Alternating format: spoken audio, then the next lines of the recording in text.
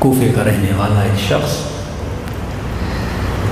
کہتا میں لمبے سفر پہ گیا،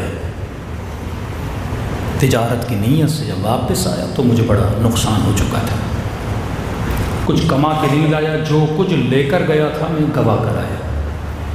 کہتا میری ایک چھوٹی بچی تھی، ظاہر انسان جب سفر سے واپس آتا ہے مستحب بھی ہے کہ اپنے بچوں کے لیے کچھ لایا کرو، یہ بھی تربیت کا ایک حصہ ہے، مخصوصاً جن کی بیٹیاں ہیں۔ بیٹے سے زیادہ بیٹی کی تربیت بڑی مشکل ہے، کیونکہ بیٹی کی جو ذمہ داری وہ بیٹے کی نہیں ہے، یہ ایک نسل بناتی ہے، اس کا کام تربیت کا ہے۔ ماں اگر ام البنین جیسی ہو تو بیٹے عباس جیسے ہوتے ہیں، مستحب ہے بالاخص بیٹیوں کا زیادہ خیال رکھا کریں۔ کہتا ہے کچھ بچا ہی نہیں تو بیٹی کے لیے کچھ لایا نہیں، کچھ اس نے ڈیمانڈز بھی کی تھیں، بابا یہ لانا وہ لانا، بھول گیا۔ واپس آیا، گھر گیا، اتفاق سے بیوی بیٹی صحن میں بیٹھ کے انتظار کر رہی تھی، جیسے دروازہ کھولا بیٹی دوڑی دوڑی آئی اور سینے سے لگ گئی۔ باپ اتنی دور سے آیا، سفر سے آیا، اب میں اس سوچ میں تھا کہ بیٹی پوچھے گی کہ بابا یہ لائے نہیں لائے، میرے لیے کچھ نہیں لائے، اللہ کرے مجھ سے نہ پوچھے میں بیٹی کے سامنے شرمندہ نہ ہو جاؤں، لیکن بیٹی نے یہ نہیں پوچھا۔ پہلا سوال یہ کیا، بابا کربلا نہیں گئے؟ میں نے بیوی کو کہا کربلا کیا کہہ رہی ہے بیٹی، چھوٹی سی بچی، کہ تجھے نہیں پتا؟ کہ نہیں۔ کہ کچھ کما کر لائے ہو؟ کہ نہیں، نقصان ہوا ہے، گواہ کر رہا ہے۔ کہا پورے شہر میں اعلان ہوا ہے، اگر کما کر نہیں لائے جلدی کرو کربلا جاؤ۔ کیوں جاؤں کربلا؟ کہ شہر میں اعلان ہوا ہے ایک باغی ہے، باغی سمجھتے ہو نا، دین کا دشمن، کا ایک باغی ہے جس نے خلیفے کے خلاف قیام کیا۔ شہر میں اعلان ہوا ہے جو بھی اسے مارنے جائے گا تلوار کے وزن کے برابر سونا دیا جائے گا۔ کہ مرد کچھ کما کر نہیں لائے، جلدی جاؤ، گھر میں فاقے پڑے ہوئے ہیں، کھانے کے لیے کچھ نہیں۔ اب ظاہر بھوک تو ہر انسان کو، اسے کیا پتا، کہ فوراً گھوڑے پہ سوار ہوا اور کہتا میں روانہ ہوا، پوچھتے پوچھتے سبھی لوگ جا رہے تھے، پہنچا کربلا۔ یہ وقت تھا ظہر عاشور کا وقت۔ کہتا میں نے دیکھا لوگوں کا ہجوم ہے، لاشیں زمین کربلا پہ بکھری ہوئی ہیں، ایک ہی ہے جس کو لوگوں نے گھیرا ہوا ہے۔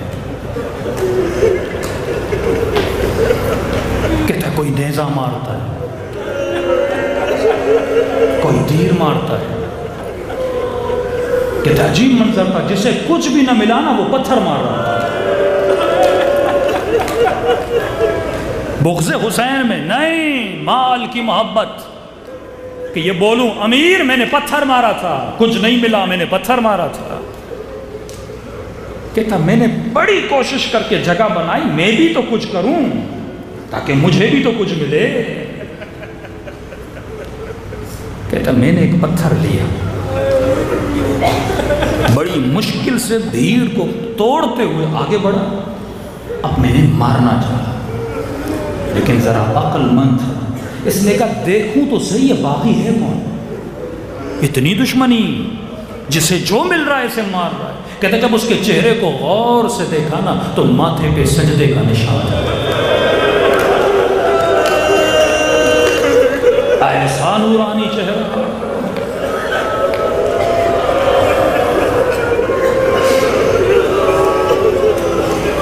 کہتا میرا ہاتھ رک گیا، کہیں ایسا تو نہ ہو میں غلطی کر دوں، کیونکہ میں حاکم کو بھی جانتا تھا، اس کے مزاج کو بھی جانتا تھا۔ کہتا میں نے تھوڑا آگے بڑھا اور میں نے کہا السلام علیک ایھا الشیخ الکبیر۔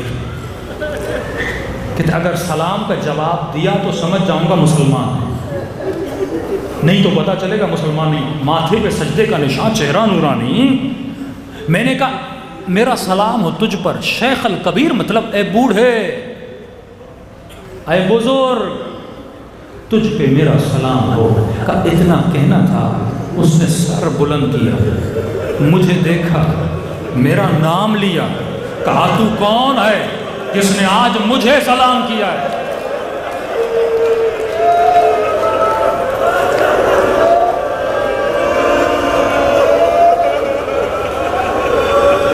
پریشان اسے میرے نام کا کیسے پتا؟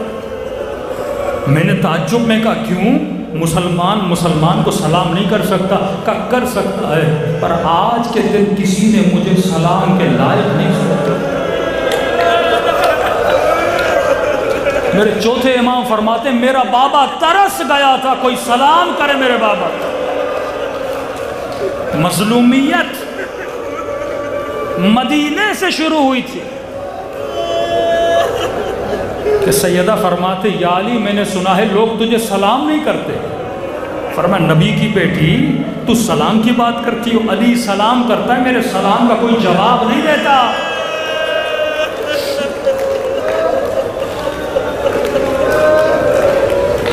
میں نے کہا اے بزرگ آپ ہو کون؟ کہتا اس نے کہا کہ تو یہاں پہ کیا کر رہا ہے؟ میں نے کہا کیا مطلب میں یہاں پہ کیا کر رہا ہوں؟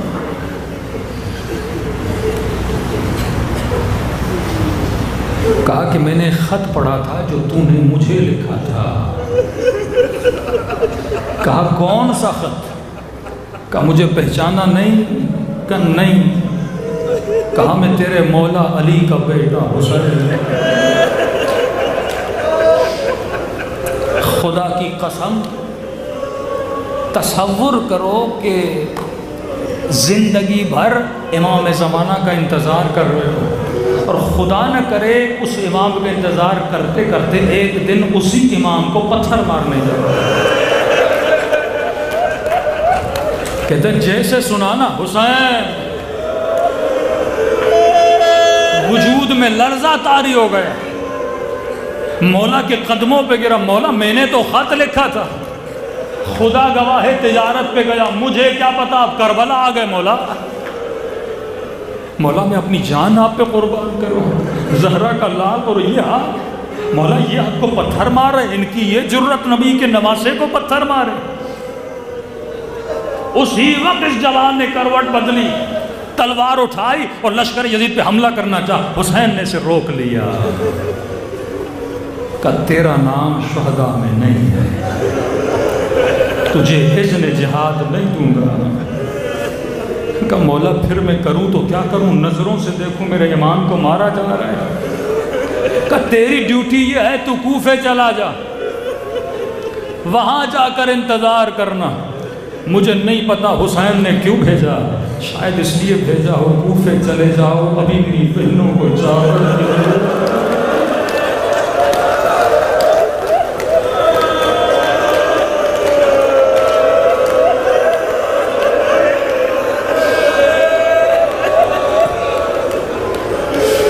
کوئی تو ہو میری سکینہ کو پانی پلانے والا۔ کہتا حکم امام تھا، کرتا تو کیا کرتا؟ میں نے کہا ٹھیک ہے مولا اگر آپ کا یہ حکم ہے۔ کہتے اداس دل سے اوجھل قدم لے کر ابھی چل نہیں لگاتا، حسین نے پھر مجھے روک لیا۔ خدا را اتنا کریم ہے تیرا امام، اس امام کو بنتا ہے کوئی بندہ ناراض کرے، اس امام کا دل توڑے۔ کہتا تھوڑا آگے بڑھا، امام نے پھر روک لیا کہ ذرا میرے قریب تو آ۔ کہتا خوشی خوشی آگے بڑھا، مولا اس نے جہاد دے رہے ہیں۔ کہ جیسے آگے بڑھا حسین نے اپنے زخمی ہاتھوں سے ایک انگوٹھی اتاری۔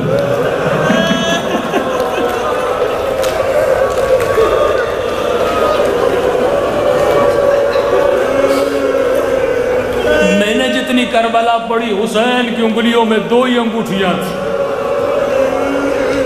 ایک کے لیے میرے امام زمانہ فرماتے میرا سلام ہو اس انگلی پہ جسے کاٹا گیا تھا۔ اتر نہیں رہی تھی، ظالم نے اتارنے کے لیے میرے بابا کی انگلی کاٹی۔ دوسری یہ انگوٹھی تھی جو امام پہ ایسے تھی۔ تعجب سے پوچھنے لگا مولا مجھے انگوٹھی کیوں دے رہے ہیں؟ یہ حسین ہے، یہ کریم ہے، اسے تجھ سے زیادہ تیرے بچوں کا خیال ہے، خدا گواہ ہے تجھ سے زیادہ تیرے بچوں کا خیال ہے۔ امام نے کہا تجھے یاد نہیں تھا جب تو سفر پہ گیا تھا تیری بیٹی نے تجھ سے انگوٹھی مانگی۔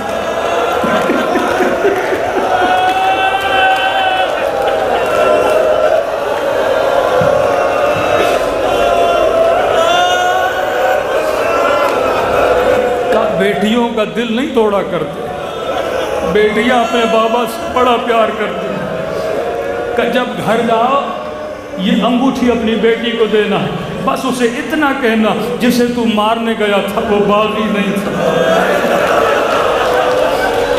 وہ نمازی تھا۔ خدا گواہ اتنے قریب امام کا کون دل توڑ سکتا ہے؟ تبھی امام زمانہ فرماتے ہیں مومن حسین کا دل نہ توڑا کرو، بہت دل ٹوٹا ہے میرے مولا حسین۔